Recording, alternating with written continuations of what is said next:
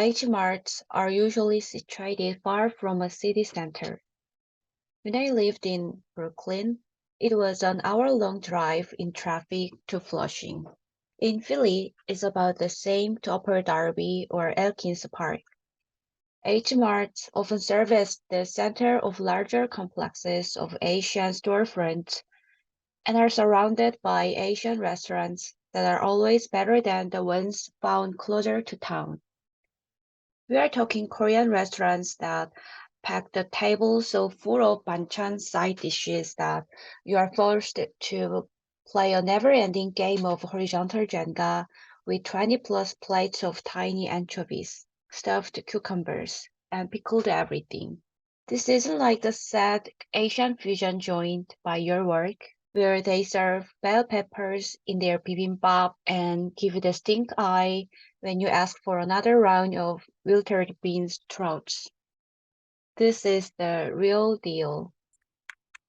We'll know that you are headed the right way because there will be signs to make your path. As you go further into your pilgrimage, the lettering on the awning slowly begins to turn into symbols that you may or may not be able to read. This is when my elementary grade Korean skills are put to the test. How fast can I sound out the vowels while in traffic? I spent more than 10 years going to Hangul Hakgyo every Friday, and this is all I have to show for it. I can read the signs for churches in different Asian texts. For an optometrist's office, a bank. A couple more blocks in, and we are in the heart of it. Suddenly, it's like another country.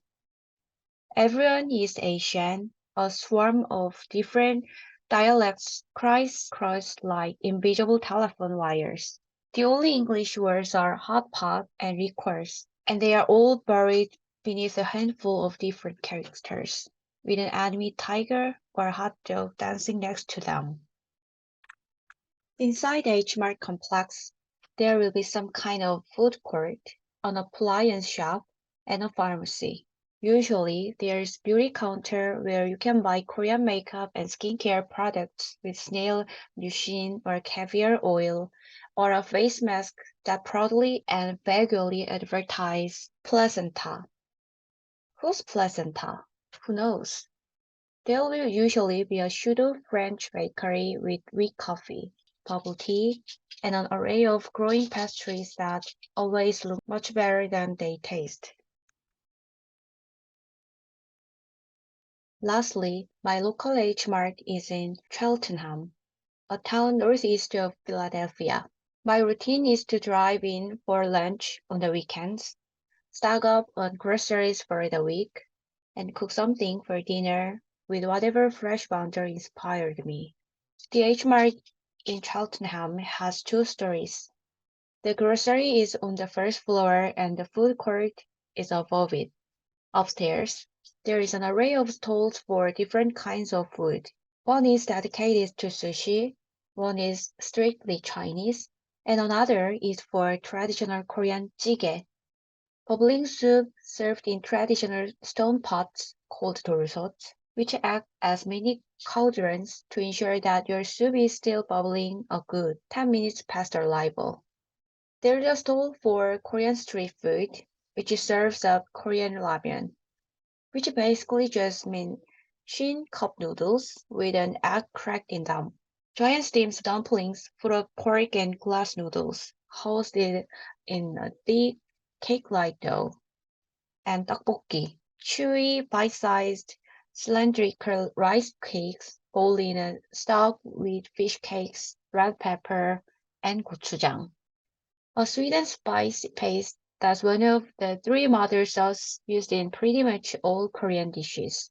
Last, there's my personal favorite, Korean Chinese fusion, which serves 탕수육, a glossy sweet and sour orange pork, seafood noodle soup, fried rice, and jjajangmyeon.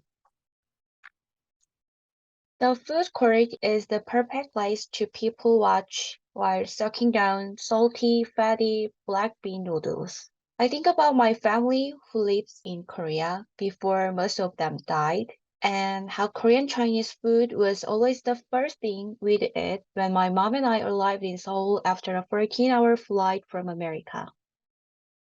20 minutes after my aunt would phone in our order, the apartment ringer would buzz for Alice in MIDI, and up would come a helmeted man, fresh off his motorcycle, with a giant steel box. He'd slide open the metal door and deliver heaping bowls of noodles and deep-fried, battered pork with its rich sauce on the side. The saran wrap on the top would be concave and sweating. We'd peel it off and dribbled black chunky goodness all over the noodles and pour the shiny, sticky, translucent orange sauce over the pork. We sit cross-legged on the cool marble floor, slurping and reaching over one another. My aunt and mom and grandmother would jabber on in Korean, and I would eat and listen, unable to comprehend, bothering my mom every so often to translate. I wonder how many people at H Mart miss their families.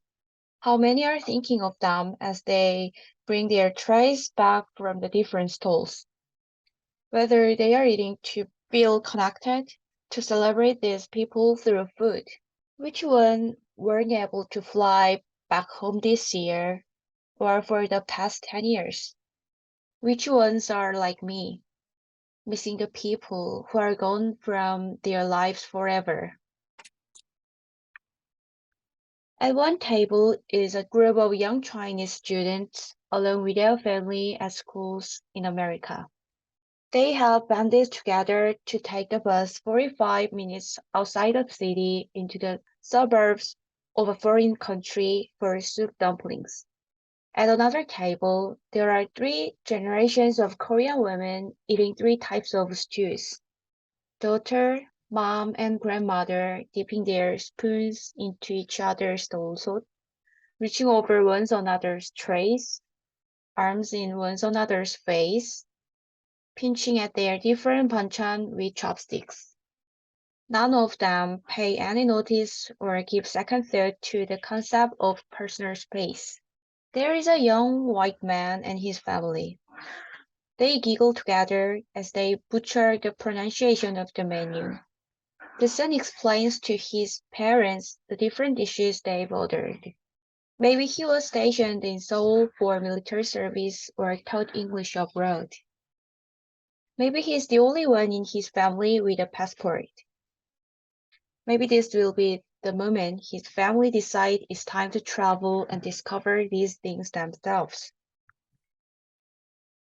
There is an Asian guy blowing his girlfriend's mind, introducing her to a whole new world of flavors and textures. He shows her how to eat mulnaengmyeon, a cold noodle soup that tastes better if you add vinegar and hot mustard first. He tells her about how his parents came to this country, how he'd watched his mom make this dish. When she made it, she didn't add zucchini. She served radishes instead. An old man hobbles over to a neighboring table to order the chicken and ginseng porridge that he probably eats here every day. Let's go all four people to collect their orders.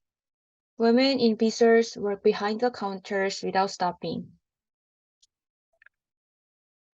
It's a beautiful, holy place. A cafeteria full of people from all over the world who have been displaced in a foreign country, each with a different history. Where did they come from and how far did they travel? Why are they all here? To find the galangal, the American supermarket stocks to make the Indonesian curry that their father loves? To buy the rice cakes to celebrate Chesa and honor the anniversary of their loved one's passing? To satisfy a craving for tteokbokki on a rainy day? Were they moved by a memory of some drunken late-night snack under a 포장마차 tent in Incheon? We don't talk about it. There's never so much as a knowing look. We sit here in silence, eating our lunch, but I know we are all here for the same reason. We are all searching for a piece of home or a piece of ourselves. We look for a taste of it in the food we order and the ingredients we buy. Then we separate. We bring the whole back to our dorm rooms or suburban kitchens and we recreate a dish that couldn't be made without that journey. Because what we are looking for isn't accessible at Trader Joe's. H Mart is where you can find your people under one odorous roof, where you can have faith that you will find something you can't find anywhere else.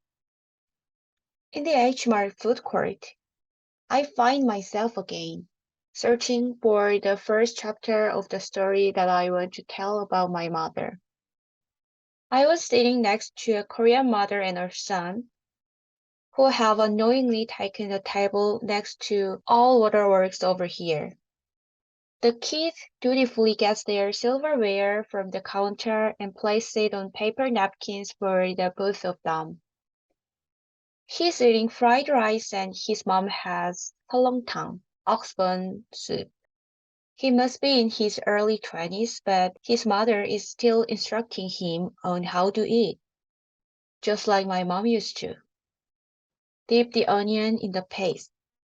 Don't add too much gochujang, or it will be too salty. Why aren't you eating the mung beans?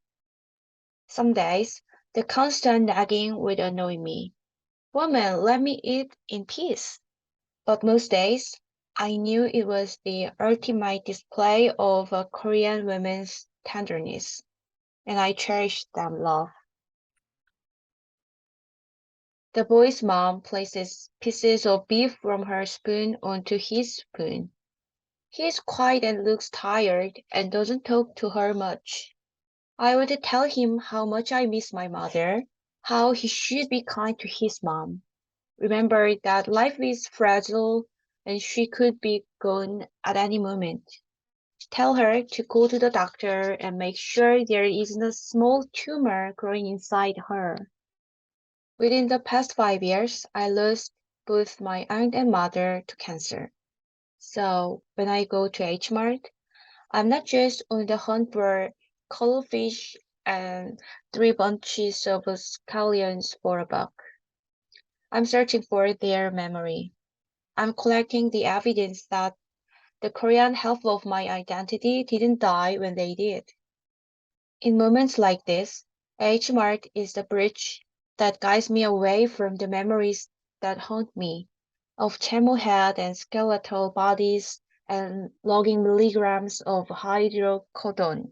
It reminds me of who they were before, beautiful and full of life, wiggling 짱구 honeycracker rings on all 10 of their fingers, showing me how to suck a Korean grass from its skin and spit out the seed.